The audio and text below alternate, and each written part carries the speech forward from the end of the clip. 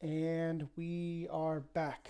It has been 9 years? 9 years since we last recorded. I promised everyone we'd be back. Eventually, we're back. But for right now, I am the only one who's back. Don't worry. I will be seeing if I can get Skull and Julian back with us sooner. But right now, I have a new co host, and he is here to say hello. Yes. Hi, I am Brad. I wasn't a part of the original crew, but I have basically Chandler said that it was a good idea to get this thing started again, so I decided to join them. Yeah. So I want to give everyone a little bit of a precursor here. We are adopting the smash it with a hammer mentality with this podcast. We are going to learn as we go. Everything is going to be trash. It's just going to be less trash than the episode before it. So right now we're both basically operating off of potato level equipment. We will continue to do better. So please have some grace with us if you happen to be listening to this episode and you've listened to far better episodes for us in the hopeful future of our podcast. Then great. Just understand our philosophy with this podcast is that we're just going to start recording. I'm basically using my gaming headset, and my understanding is, Brad, you have an actual real mic because you're a Yeah, I combo. have like a Blue Yeti. People call it the baby's first kind of like streamer microphone. Yep. So, it's not really a microphone. It's kind of just like a child's toy if you're going to go through recording devices. And we will get more into our goals and everything with the next episode. Right now, I just, despite Brad telling me that it's been too long, and hey, we don't need to focus so much on this. I really need to do a post Adepticon episode. So this is all my fault. Brad is not at fault. Um, but for those of you who may remember the previous era of Critical Condition, we did talk about going to Adepticon. It was kind of even at the time kind of considered the mecca of gaming, unplugged gaming for miniature gamers. And I'm sad to say it took this many years for me to go. And me and Brad went to Adepticon this year. So we kind of just wanted to kind of do a decompression, postmortem, whatever you want to call it. Like just a hey, we went to Adepticon. How did it go? So overall, Brad, what were your thoughts overall at Adepticon?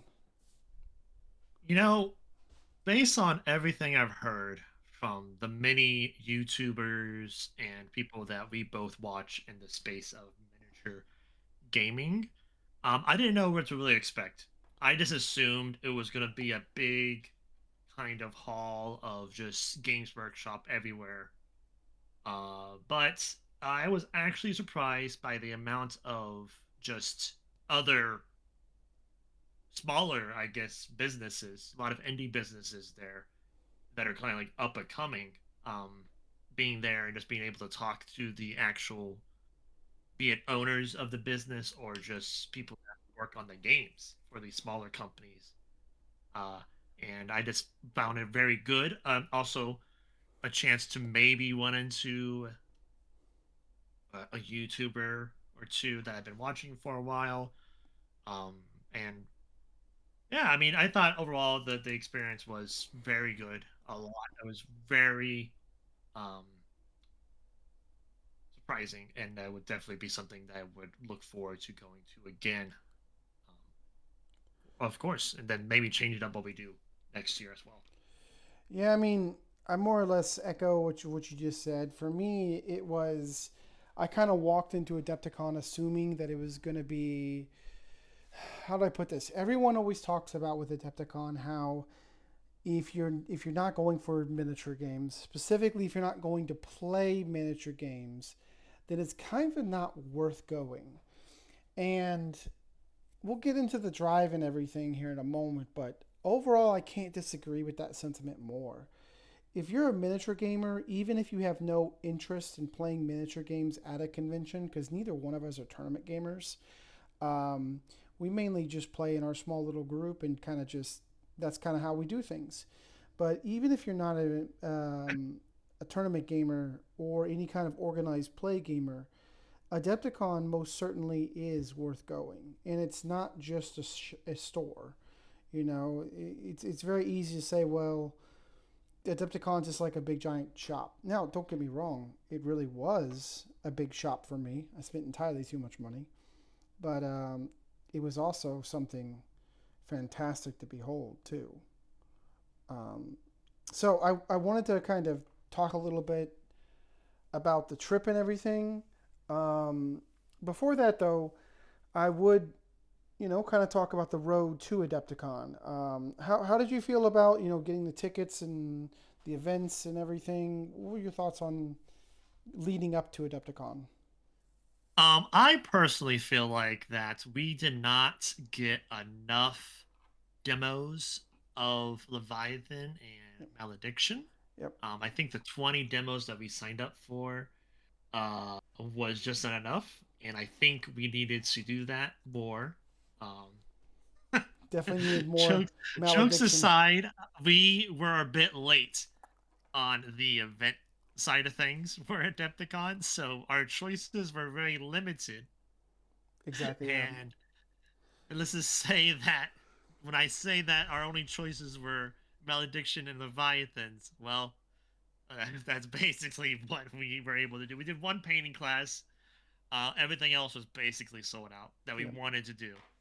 Um, so I think we have learned that if we wanted to do events, we needed to jump on that a bit faster.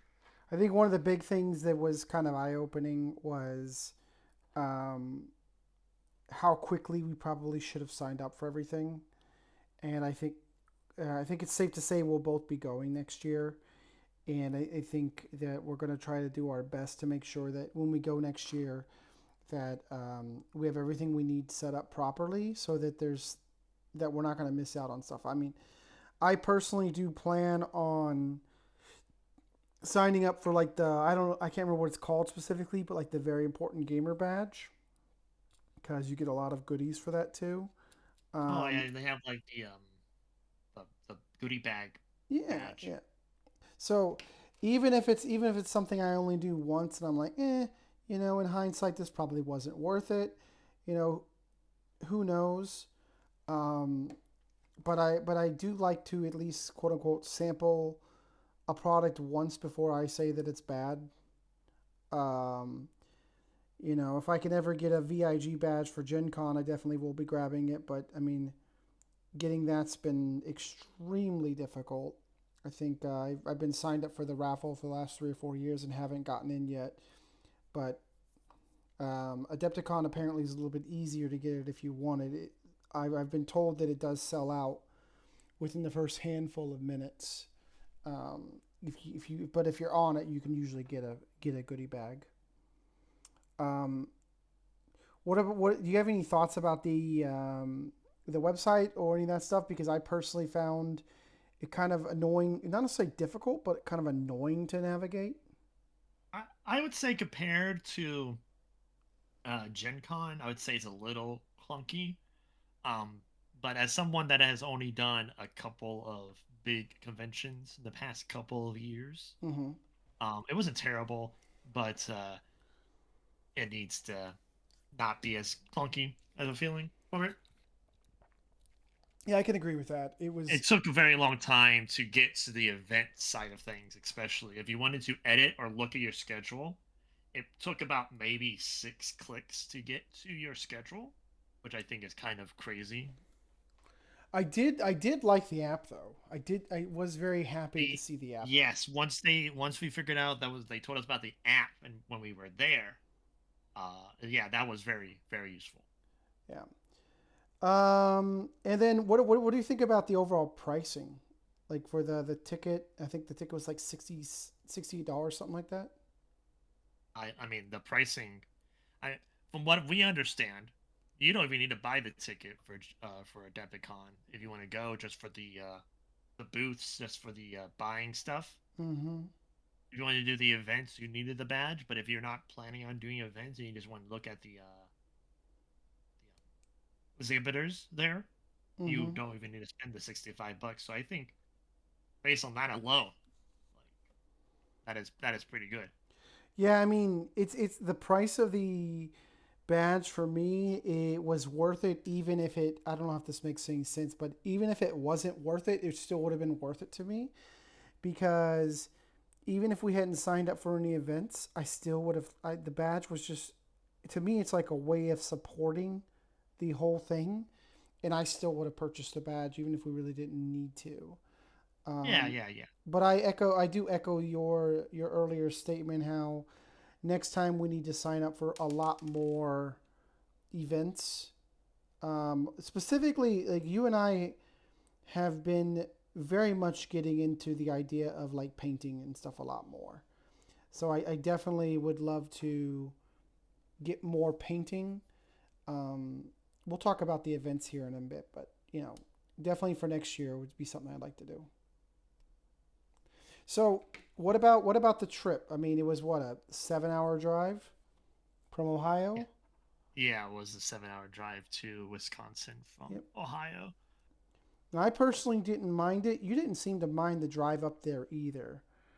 I feel like we literally spent most of the time just talking. Yeah, the drive up there, we actually spent a good amount of time just yapping Mm-hmm. about like what we're excited for and all that. But besides that, no. I mean, I'm used to long drives as a person. I used to go to Florida a good bit as a kid driving. We never really flew too much down to Florida, so like 16-hour road trip. I will say, somebody needs to explain something to me. Okay, why do you need to put together a toll booth to collect the ticket for its future toll booth, and then turn around that toll booth? The price was $1.50. Okay, so to give people some understanding of this, there were a lot of toll booths between us and Adepticon. I don't mind this. I understand we got to pay for the roads, whatever. Great. I'm happy to pay a reasonable amount. We literally pull up to this toll booth in which I drive up and it's like, please take your ticket. I'm like, okay, I take the ticket. I was like, oh, it didn't charge me anything. Huh, maybe it's scanning my license plate. It's going to send me a bill in a few days or something like that. Nope. Like we drive for like 3 miles and then we hit another toll booth in which it asks for that ticket and then I have to pay like $1.50.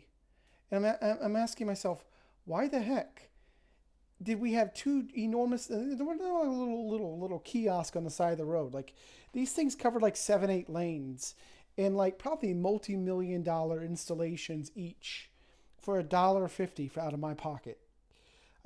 I don't understand this. So if someone's in the area or understands what I'm talking about, please let me know.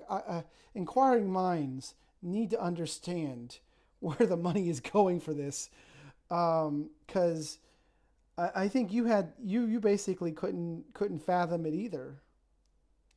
I find it very entertaining. Um, the whole, get a ticket, drive 3 miles, and then pay $1.50 with the same ticket you just picked up. Yep. It was very fun. I think So it was a good little gag. If they wanted to do a little joke one day, they could. So maybe that's what that's for. Is maybe it's for there to you're just saying the whole maybe thing one was a day they just practical wanted to pay a joke. prank on people. You know Yep. that. So all that. It was just a practical joke in your eyes then. Yeah, yeah, yeah, yeah, yeah. It's like yeah, exactly. It was a social experiment type of deal. Wow. And that unfortunately I couldn't necessarily be entirely surprised by that. So, anyways, we got to the hotel. I don't think there's much to say about the hotel, right? It was a hotel room, Yeah, nothing it special, was a nothing room. great. Um, the sheets were terrible. The pull-out bed was apparently terrible for you. The bed, because I have a brand new, like one of those Nectar beds you buy online for like $1,500. I got one of those. So for once in my life, I hated the hotel bed and I wanted to go back to my bed. But it's a small hotel room, right? Nothing really special. Yeah, it was small. I mean, it wasn't terrible for what we were doing. We didn't spend like any time in the hotel room, Yeah. so whatever. The people were But nice, the overall. people were nice. Yep. I for Yeah, once in my life got valet parking, something that I never thought would have any use to me. But finding out that it was basically the same cost as real parking was kind of weird. But okay, it is what it is. that is yes, yes, yes. Uh, we did in fact get valet, and it was mostly there because we got there at like 1 or 2 a.m. and I was just like, I can't be bothered to walk 2 blocks at 2 a.m. Yeah. in the cold. And I we didn't want found, to go to bed. didn't we find out later that the amount of the cost that we would have to pay would have been like $5 less for the entire week too. We would have saved like $5 to not have valet parking. Um, Yes, I think I think from the parking garage that the car went to, it would have been like not that much of a saving if we actually yeah, parked in the parking garage. it's just overall silly, right? Just completely silly. Probably wasn't. I mean, it was worth it because we only paid like $5 for it, but effectively from normal parking. But the whole thing was just kind of silly. So day one, uh, we got up early. You love that part, I know. Love it. Um, to get our badges. Badges were retrieved without really any issue, as far as I could tell, at least on my end. Um, and we went and we waited in line. Um, we had a few things that we were like super focused on, and one of them for me was the new StarCraft game. Um, Yeah. Yes. Yes, we were indeed focused on that. Feel yeah. bad. Now, thankfully, I don't think it really would have mattered, right? They kind of sold out at the end of the midway through the second day, but we could have probably, I don't say probably, there would have been no issues with us getting the StarCraft stuff if we had just kind of taken our time with it. Um, Yes, based on when we learned day two, they had enough for us Now, to get some stuff day two. as of right now, it is the 19th of April. And when I watched their Ask Me Anything earlier, and we'll probably have an episode coming up that we'll just talk about StarCraft a bit, so I don't want to get too in the weeds. But they have sold almost 300,000 products for StarCraft. And almost half of that is just in the United States. So this game is going to be big. If you're listening to this now and you haven't given StarCraft a look at, assuming that it hasn't turned into a Star Wars Shatterpoint or anything, I really recommend you give it a look because I'm just going to say it's a fantastic game that I really enjoy, and I would definitely give it a look at. But that was kind of our big thing for day one, wasn't it? Just getting the StarCraft stuff out of the way. Um, Yeah, I can't really think of anything else that we yeah, had. I think the main thing was just mostly StarCraft because after we did that, it was us just walking down yeah. the aisles of the exhibitor hall. We did go. We ended up going, and to be honest, guys, unfortunately, we waited way too long to get this started. That's entirely my fault. Brad is completely blameless on this, but so a lot of this stuff is going to blur together. So I think for the rest of this, we'll just kind of have kind of a stream of consciousness about what we did, because breaking this down day by day is going to be near impossible. I think you agree with that, right, Brad? Yeah, I don't remember what exactly we did day one. Or two, If or you three, try or to four. if you try to ask me what we did day one, I'd be like, we talked to people. Yep. Yep. Yep. Um, so I guess we can just kind of give overall impressions. Despite what Brad said, we did not sign up for 20 Leviathan and Malediction demos. Me having the logical big brain that I have, I thought, hey, I'm just going to grab all these links and we'll just sign up for the one that's most convenient for us. Fortunately for Brad, it has turned into a traumatic event for him. It's become a core memory in his brain Yes. because we only went and played Malediction once. We only went and played Leviathan once. Um, so let's talk about those because those are two events we went to. Um, let's talk about just about Malediction. For anyone who doesn't know, Malediction, in my eyes, kind of plays like League of Legends meets Magic the Gathering meets a miniature game. And to be honest, it's more of a board game than a miniature game. Um, we won't go super detailed into the mechanics. Suffice to say, you pick a hero, you build a deck, you summon creatures like you would with Magic the Gathering. It's a D20 system, which, for those of you who may or may not remember, I love D20 systems, I say with sarcasm.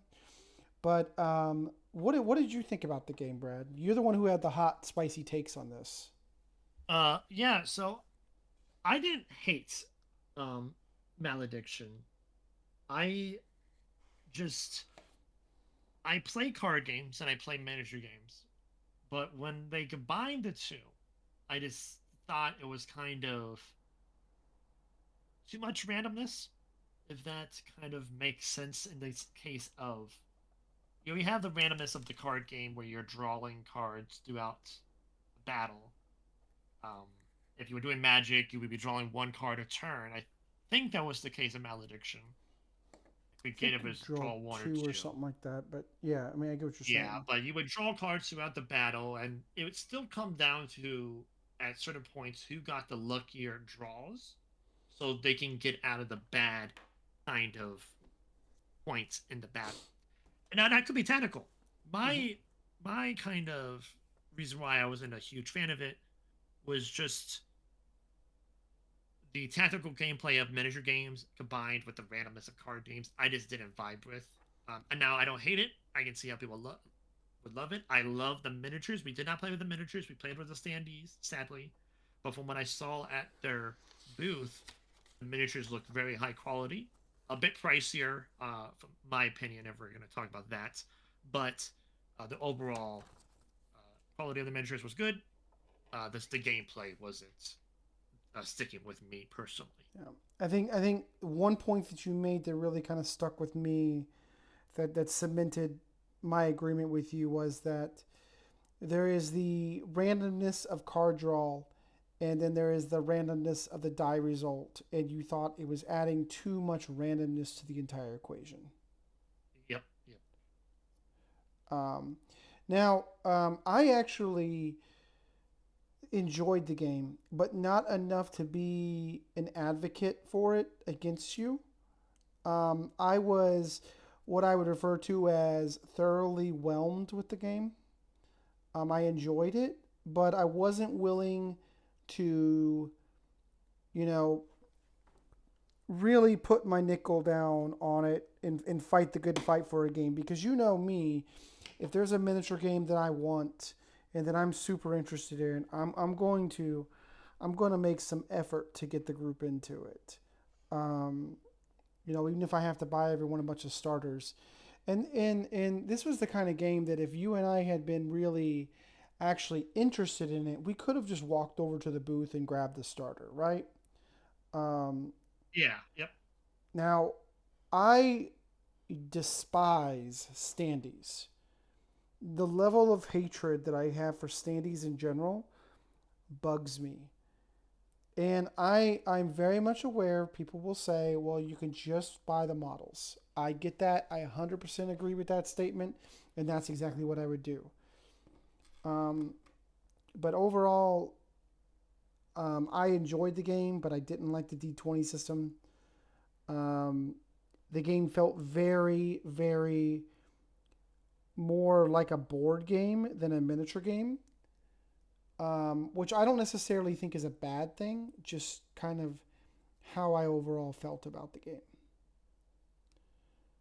And I also feel like one of the uh, one of the things that stuck with me was their little bit of a rubber band effect and how the scoring worked. Mm-hmm. That was interesting, but I also saw that it could also become a very fast game because of that as well.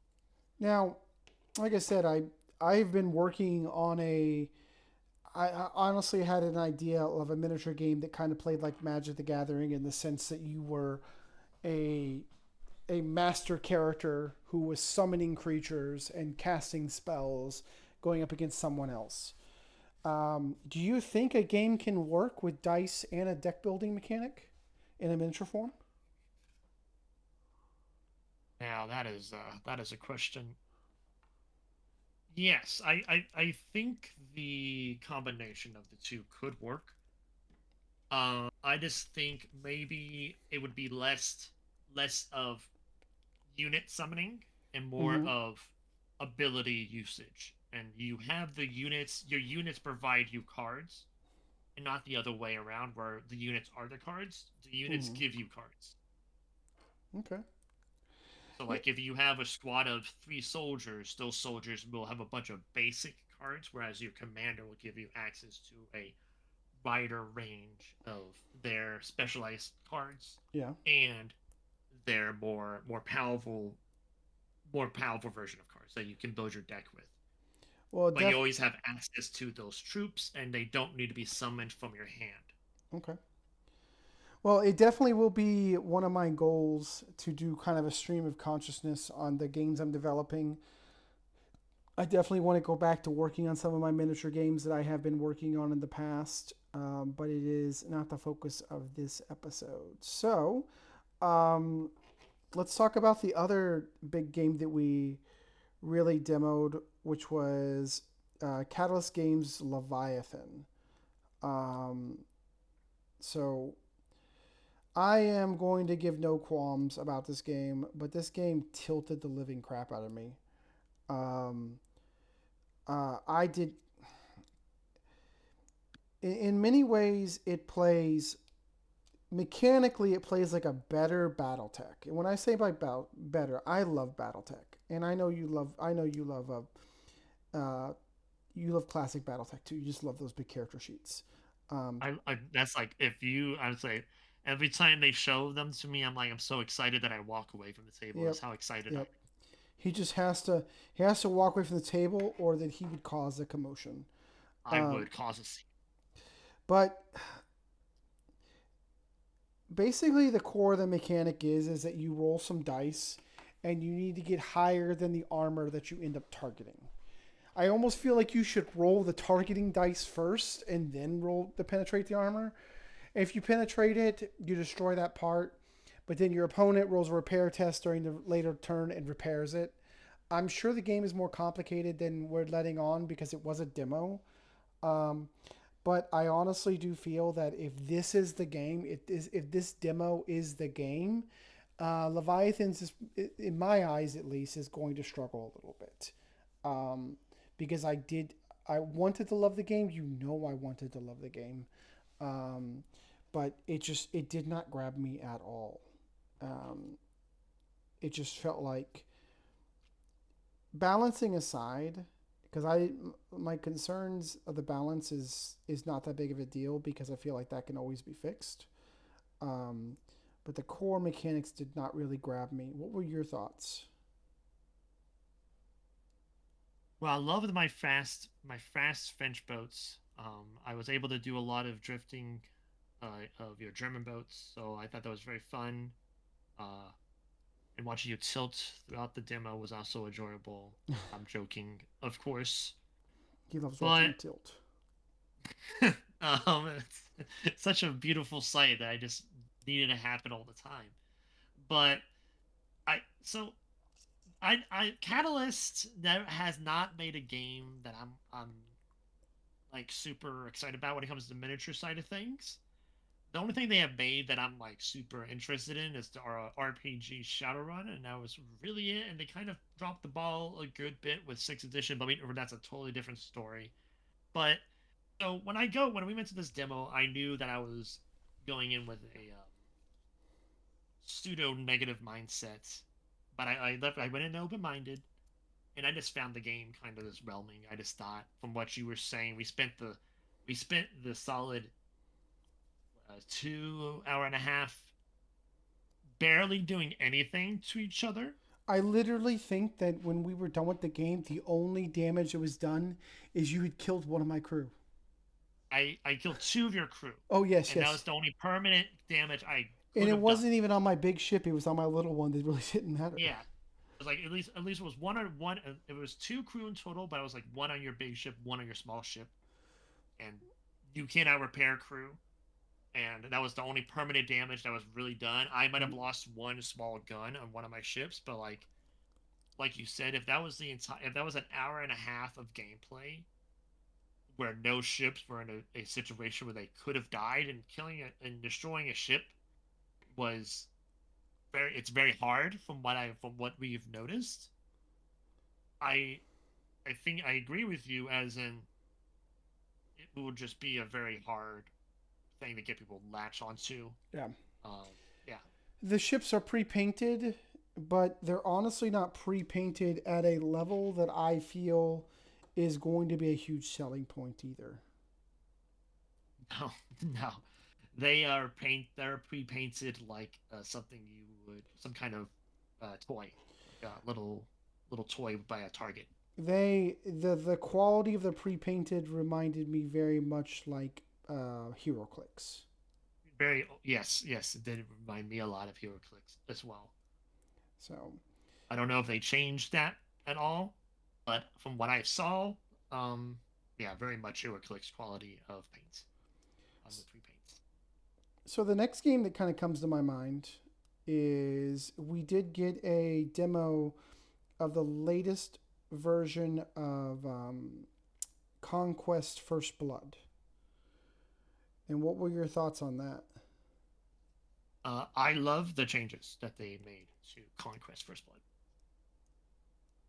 The change from just Conquest but small to Conquest First Blood being its own unique kind of system was a very good idea and very smart because it allows people to not have kind of like I don't like I wouldn't say feel bad, but like some armies just couldn't work super well in small conquest because they were built in the way of having big synergies going on. Yeah, I think I don't want to say obsession is probably a strong word, but I'm going to say it anyways.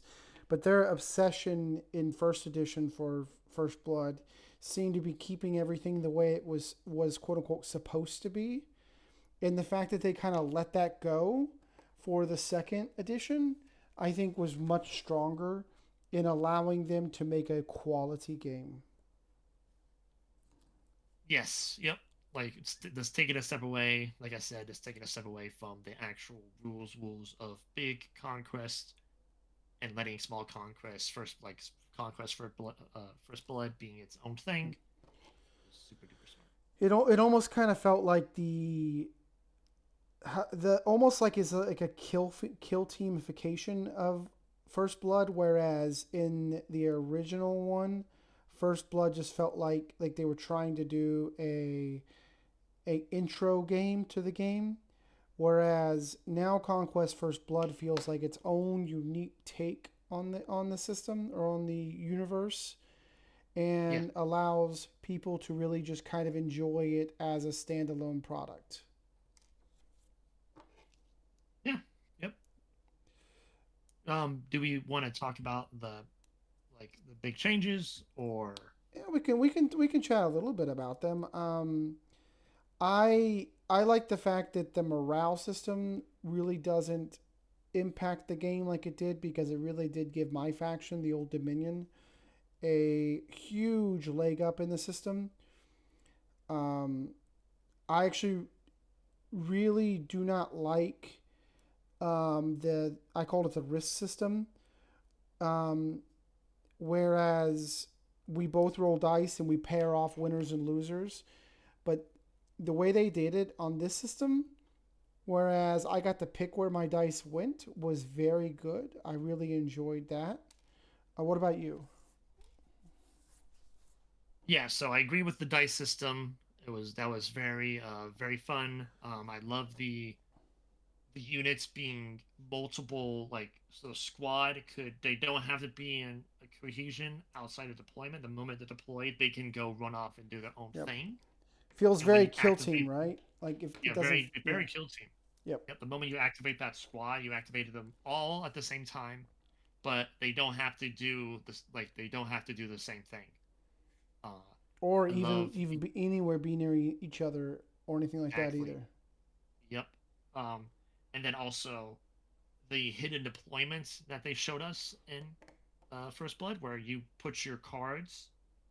If you don't know, Conquest uses a deck of cards for activation, and in First Blood, you use that deck of cards to you place them on the board to show where you're deploying your units. Yep. So that was very interesting ideas. I think everything they have shown us.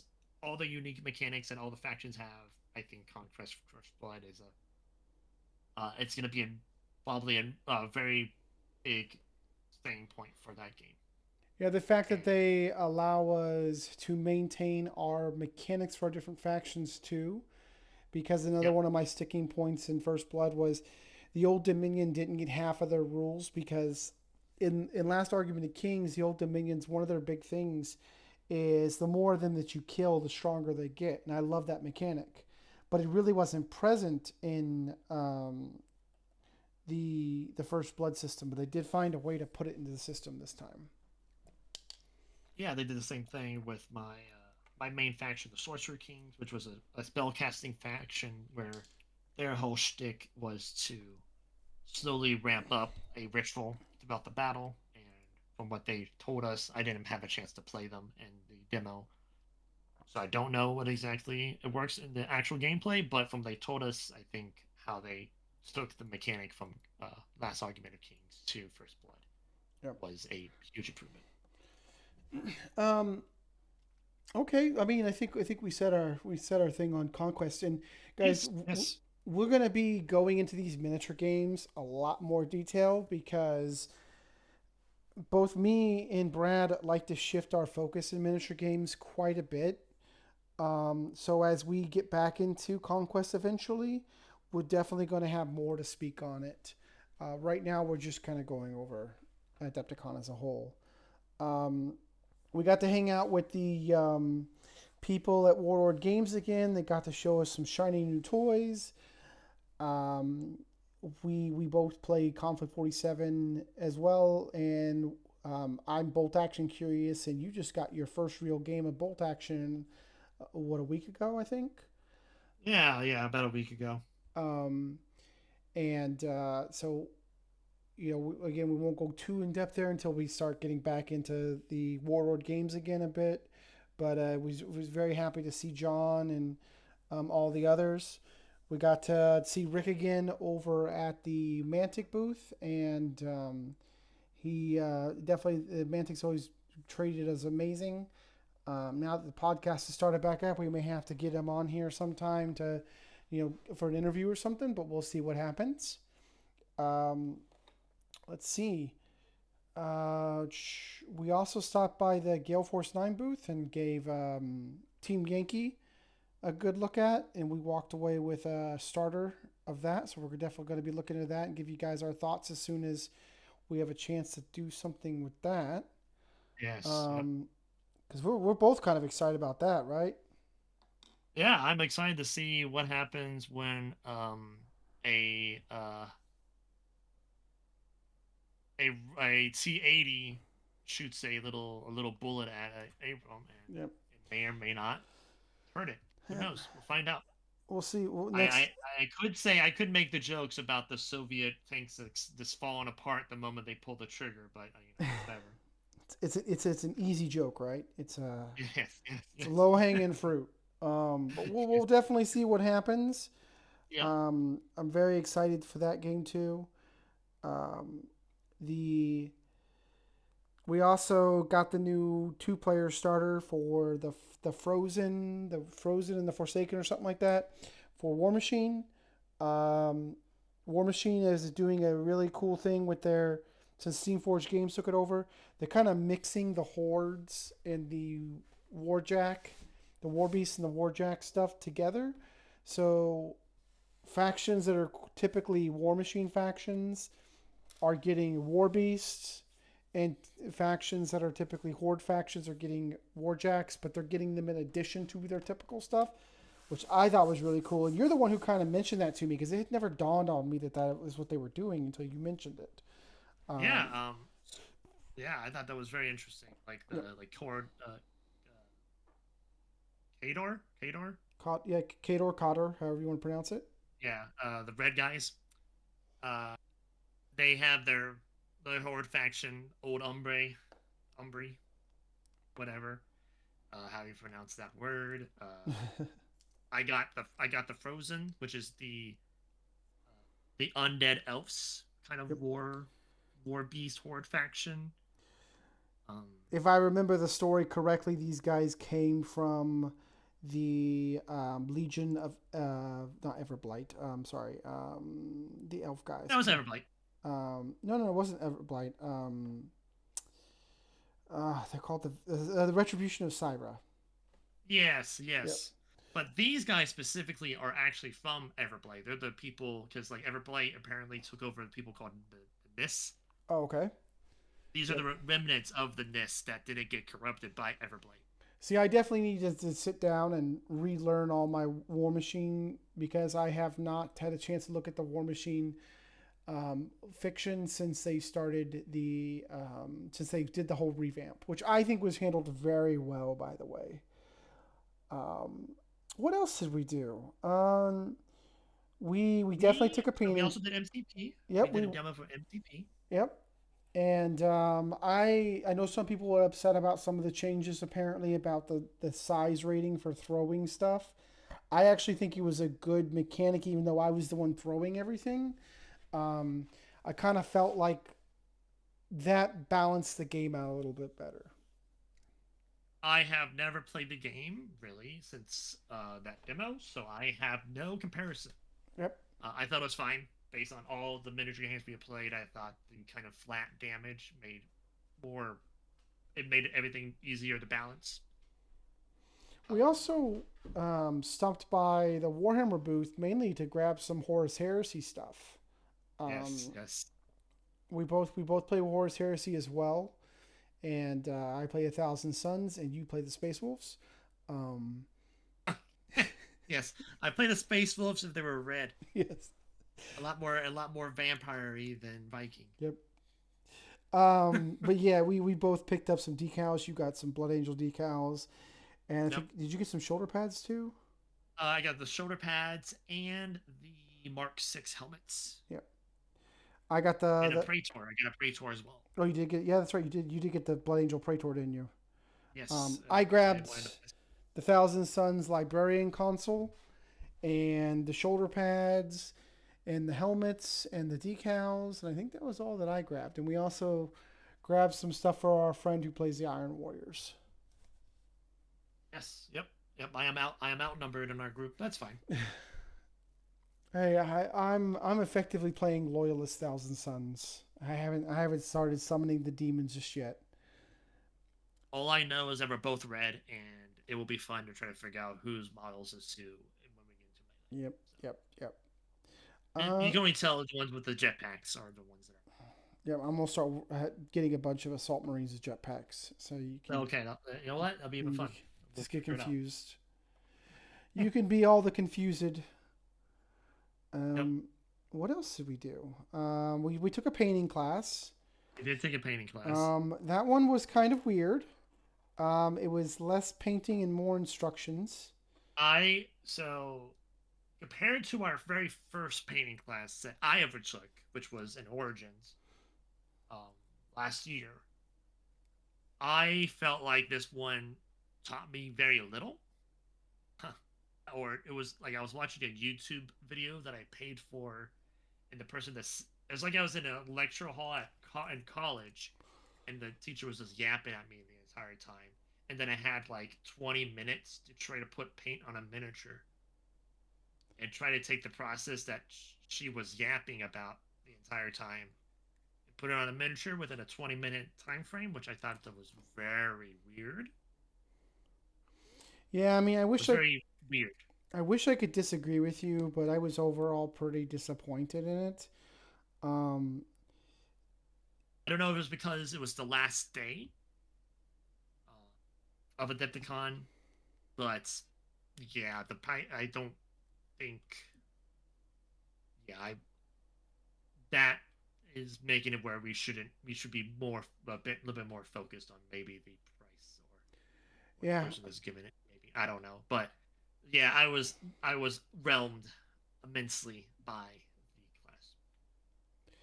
yeah, I think I agree with you 100% on that. It should have. I don't know. I'm not even gonna say it should have been better, but it could have been something better, and I was just not overly impressed by the overall. And I think we paid like $50 or something for the I whole think it was thing 60 too. bucks. Yeah. It was fairly expensive too for a. Of course, I know that there are those painting lessons that are over $100, and I get it. Like your time is worth money, and I mean this is more of a job for you than anything, and I get it. And there's no judgment there. Um, but it kind of really did feel like there was something missing there that should have been more focused on us as painters and less focused. Maybe she tried to cover too much. I'm not sure. I am I definitely not a teacher of paints.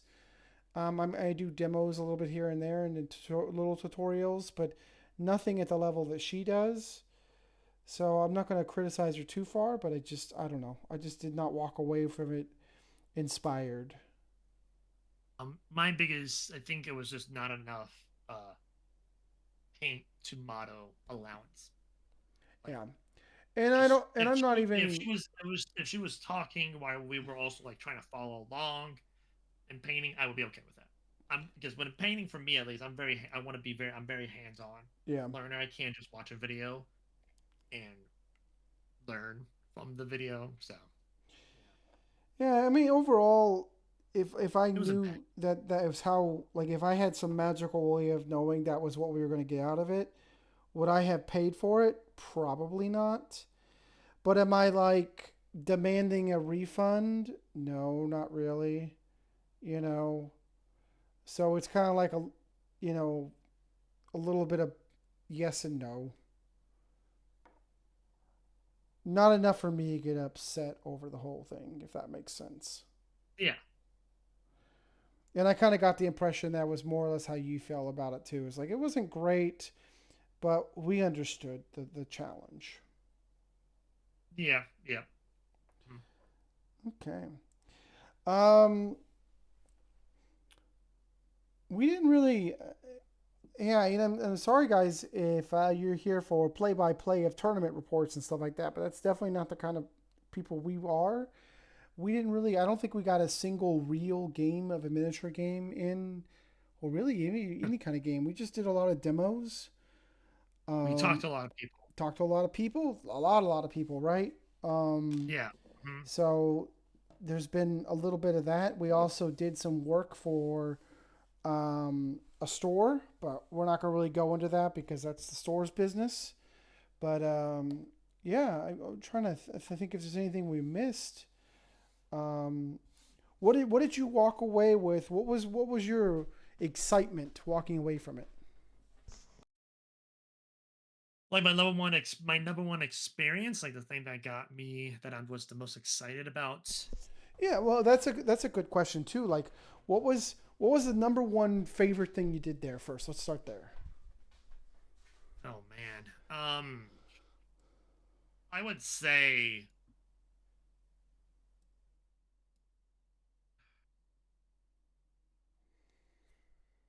I would say the best thing that I did at Adepticon would probably be kind of just that's this is a very hard question. Uh I getting my airbrush. I would say that's probably the best thing that I did there. That was like me buying something. But like miniature related, if we're just gonna focus heavily on miniatures, we didn't have a demo for War Machine, but the kit that we bought, the two-player starter box, was pretty enticing. And we also checked out a game called Marcher. Oh yeah, I forgot about Uh, Marcher. I forgot to mention Marcher. very indie, very small indie game that kind of worked with what was it, Board Game Atlantic to do some plastic miniatures, and that game had caught my eye. So the two things that I would say that caught that like are miniature related that are not the airbrush I bought would be War Machine and Marcher. Yeah, I mean, I've always loved War Machine. Mechanically, I think it's probably one of the better games out there. It definitely lost a lot of its luster when Privateer Press had it, because at one point in time in its history, it was on par to with the Games Workshop. But now that Steamforged Games is taking it over, they're doing a lot more of a narrative and hobby focused version of it, which has me very happy because that's the way I like to play. So yeah, we split that Frozen and Forgotten, I think is the name of the box. Frozen and Forgotten. I Yep. have the box right next to me. I'm looking at it. And we're both super excited for it. We both, I mean, I think we both kind of immediately fell in love with the aesthetic of each of the two factions. I'm not a big Yep. fan of the Orgoth in general, but I love this like the Forgotten Orgoth look at them, or the Frozen, whichever one they're supposed to be. I don't know, but The Forgotten. They're like the undead. oh yeah, yeah, yeah. So I really liked them, and you really liked yours. So I Yep. think we both made a Basically really the good night. purchase there. Was that? The basically the Frozen are basically the Night Watch Yeah. from Game of Thrones. Are they okay? Yeah, I Well, don't. they're aesthetic. Oh, they're They're aesthetic. aesthetically very Night Watch. Like they're one of the units is called the Last Watch, which like I'm like, okay, yeah, that's this is basically just the Night Watch, Yeah, and they're in the frozen north. Okay. makes sense to me, right? Yep. And you also talked a lot about Marcher too. The vibe from Marcher is that it's a World War II aesthetic, but it's not really a World War II aesthetic. It's really a World War One aesthetic that is just the World War One never really ended. It was the background story that we found out. And it's definitely a game that we're both going to be looking into a lot more as time goes on. There was two other games that I saw that I'm really excited for, but there really is not so much information on them right now. One's called Orion, and the other one's called Oasis. Oasis is kind of like a epic scale future game, but instead of having like big giant tanks and stuff, you have like these airships. And then Orion's like a new space battle game because I don't know if you guys know this or not, but we're kind of in need of a good space battle game. For a long time, it was Drop Fleet Commander, but we're just not super happy with where the game has gone recently. Um, and with X-Wing and Armada being gone, there's really not a capital ship game out there. I mean, we do love Dystopian Wars, which is another game we need to get back to playing, but it's not really a Telling space everyone about battleship. our secrets. What's that? You're telling everyone about our all the miniature games we're playing, dude. Come on. Well, we play all of them. That's really the truth, right? Isn't it? Or we just That's play very true. everything. Yes, you do mess with too many of them. Is it, it'd be easier for us to tell them the games we don't want to play. You know, Exactly, right? I think like Malediction and like Shatterpoint, like and you actually really like Shatterpoint, so um, I was so excited for Shatterpoint. I'm sorry that it turned out to be such a bust, but it is what Yeah, it is. but you were talking about Orion. Yep. Orion is a a spaceship game. Like you fly around capital ships and stuff. So I really love the aesthetic of it. It felt very realistic aesthetics, very Mass Effect slash Halo spaceship kind of aesthetics that I was a big fan of. Um, yeah, we also got to meet finally got to meet in person the Baron of Dice, and also got to meet the Magnet Baron too in face to face. We got to see Jay from Eons of Battle. Um, I also got to see Vince Viscerello, but I left him alone this time. I didn't want to bother him. Yeah, And because all the times we seen him was like the last day, and yeah, he's just seemed he he looked seemed very exhausted. tired. Yeah, he Yeah, looked yes. exhausted. So Um, I got to meet Angry Joe. Well, we both did really, but I got a yeah, picture with yes, Angry Joe. That was pretty cool. it Um, was yes, that was very awesome. I was telling you that at the Warlord presentation, I kept looking over and I was like, "Is that Angry Joe? Is that Angry Joe?" I was saying it to myself. I was like, "There's no way Angry Joe is here." And I then, should have thought about that because he posts his videos on his VOD channel of yeah, his streams. He does a lot of bolt action stuff. So I just didn't think that he would actually come to Adepticon because I think he lives out of Texas. Uh, so I just didn't think he would come to Adepticon. yeah, But in my head, it makes sense that he would come to Adepticon and come to the Warlord thing since he's such a big fan of bolt action. no, it's. I mean, it was really cool to meet him. Yeah. Um, it definitely But is. There's definitely a lot of that, like where you're getting to meet some of your. I don't want to say heroes, but like I swear for Jay from Eons of Battle, if I'm ever in a painting slump, that guy posts a new video and then suddenly I'm super excited to paint again. So Well, yeah, that's because he just has like that excitement. Like yep. he's just an inspiration for both of us, really. But like I would say one of the people that I didn't have a chance to meet was Scott, the maniac. Hmm. Um, And he I was just didn't there. have. He was the first person I started watching when I first started getting Yep. into the hobby. Me and my best friend, that was the first video we watched together, and just I just would love to have been able to beat him, but I think he didn't come too into the hobby hall too much, or Yep. if he did, we didn't see him. Well, it's also I know that Duncan Rhodes was there too, but I didn't get a chance to meet him. He was somewhere Yeah. putting too thin coats on miniatures, I guess, or something. Because I think in a lot of ways, although I started watching Miniac before I watched Duncan Rhodes, I think Duncan Rhodes was far more impactful to my overall painting desire than Miniac was. Duncan Rhodes kind of, for me, kind of showed me that the hobby is doable if you just do it in stages and you take your time. So Yeah, I mean, yeah, yep, I agree. I agree with you. still, he's still on my list of people to meet. I would love to meet the guy one day. Hopefully, I will. Big fan of his work, but we'll see. We'll see what happens. You know. You just have to join the painting competition that he Apparently. judges. Yep. That's how Well, you meet up. what else? Is there anything else you want to talk about with Adepticon? This would have been a lot better of an episode, honestly, guys, if we had done this a day or two after Adepticon. But this is us just trying to establish a standard. Um, what you got? Any closing thoughts on Adepticon? Oh no, I mean, I don't think we. I think we have touched all the major points. I think the only game that we looked at that we didn't talk about was Blackout. Yeah, we did talk. We did play Blackout. Um, what do you think about it? Uh, I like the aesthetic of the models a lot. Mm-hmm.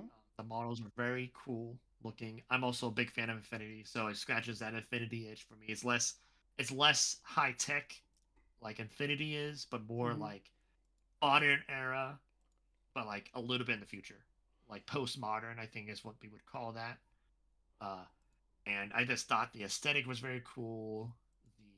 The mechanics seemed interesting. We didn't mess with it too much. We just crit each other the entire game, and everything started dying. I think you So we didn't headshot have a one of my chance to. guys, and I headshot one of yours in the back. Yeah, so like we just started just blasting.